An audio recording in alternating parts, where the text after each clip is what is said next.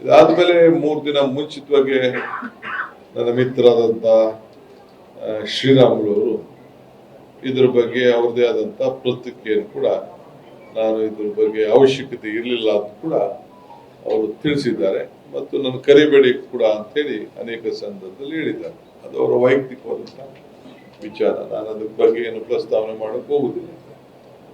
ಆದರೆ ಒಬ್ಬ ಜನರಲ್ ಶಾಸಕರು, ಕ್ಷೇತ್ರದಿಂದ ಗೆದ್ದಂತ ಶಾಸಕರು ಈ ಸುತ್ತಮುತ್ತಲು ಇರುವಂತ ಪರಿಸರ ನೋಡಿ ಇದು ತೆಗೆದುಕೊಂಡಂತ ಒಂದು ತೀರ್ಮಾನ, ಇಲ್ಲಿ ಪುತ್ಥಳಿ ಆಗ್ಬೇಕು,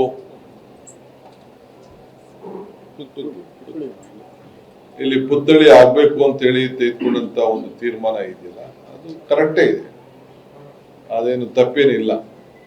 ಸುಪ್ರೀಂ ಕೋರ್ಟ್ ಅಲ್ಲಿ ಪರ್ಮಿಷನ್ ಇಲ್ಲ, ಹಾಕ್ಬಾರ್ದು ಅಂತ ಹೇಳ್ಬೋದು. ಬಟ್ ಸ್ಥಳೀಯ ಸಂದರ್ಭದಲ್ಲಿ ಬೇಕಾದಷ್ಟು ಪುತ್ಥಳಿಗಳನ್ನ ಹಾಕಿರುವಂತದ್ದು, ಅವರು ಗೌರವದಿಂದ ಸರ್ಕಾರಕ್ಕೆ ಬರೆದಿರೋದೆಲ್ಲ ದಾಖಲೆಗಳು ಕೂಡ ಈಗ ಕೂಡ ಲಭ್ಯ ಇದೆ ಅನ್ನೋದನ್ನ ನಾನು ಹೇಳಲಿಕ್ಕೆ ನಾನು ಬಯಸ್ತೇನೆ. ಯಾಕೆಂದ್ರೆ ಇಲ್ಲಿ 24ನೇ ತಾರೀಕು ಅದನ್ನ ಸ್ವಾಗತ ಮಾಡಿದ್ದಾರೆ. 24ನೇ ತಾರೀಕು ಹೋಮ ನಡೆದಿದೆ. 27ನೇ ತಾರೀಕು ಕುಂಭಮೇಳದಿಂದ 24-25 ಓಕೆ 29 ಕೂಡ ಎಂಟ್ರಿ ಆಗಿದೆ. ಬಹಳ ಕುಂಭಮೇಳದಿಂದ ಕರ್ಕೊಂಡು ಬಂದಿದ್ದಾರೆ. ಎಲ್ಲರೂ ಜನ ಪಾಪ ಬಹಳ ಗೌರವದಿಂದ ಒಂದು ದೊಡ್ಡದ ಹಬ್ಬದ ವಾತಾವರಣದಿಂದ ಆಗಿದೆ. ಈಗ ಇದಕ್ಕೆ ಗಲಾಟೆ ಬಂತು?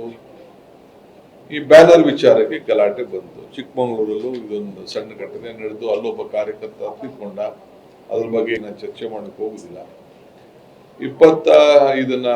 1ನೇ ತಾರೀಕು ಮುಂಚಿತವಾಗಿ ಈ ಬ್ಯಾನರ್ ಕಟ್ಟಿದ್ದಾರೆ. ಯಾರ ಮನೆಯಲ್ಲೂ ಯಾರು ಬ್ಯಾನರ್ ಕಟ್ಟಿಲ್ಲ, ಸಾರ್ವಜನಿಕರ ಸ್ಥಳಗಳಲ್ಲಿ ಕಟ್ಟಿದ್ದಾರೆ.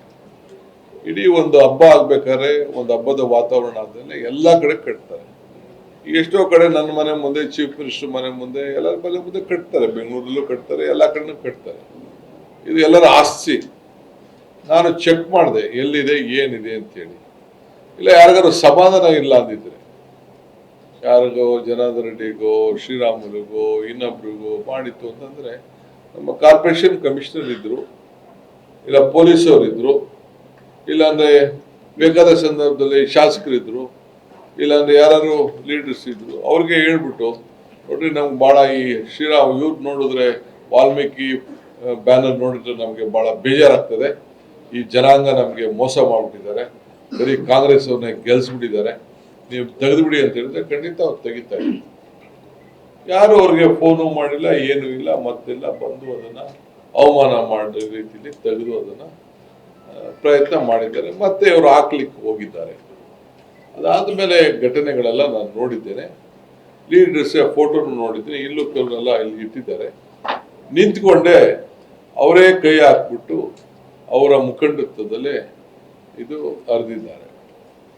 ಅವ್ರ ಮುಖಂಡತ್ವದಲ್ಲೇ ಇದು ಹರಿದಾಕಿದ್ದಾರೆ. ಇದು ಸರಿನೋ ಇಲ್ಲೋ ಅಂತೇಳಿ ನೀವೇ ಇದನ್ನ ತೀರ್ಮಾನ ಮಾಡಬೇಕು. ಇದನ್ನ ನಾ ತೀರ್ಮಾನ ಮಾಡೋದಿಲ್ಲ, ನನಗೆ ಅವಶ್ಯಕತೆನೂ ಈ ಸಂದರ್ಭದಲ್ಲಿ ಇಲ್ಲ.